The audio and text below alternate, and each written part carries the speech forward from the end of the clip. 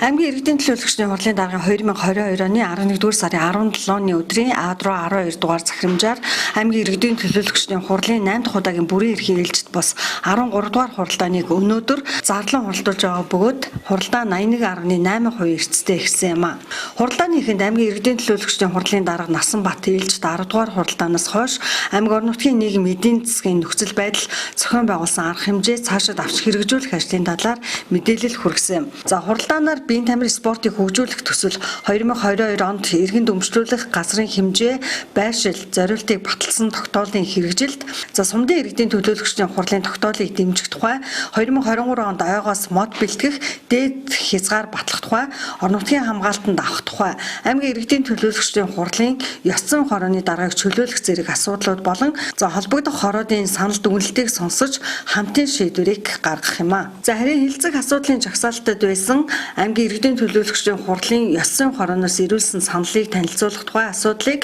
хуралдааны дэгийн дагуу илээр санал хурааж төлөөлөгчдийн олонхын саналаар хилцэх шаардлагагүй гэж үзлээ.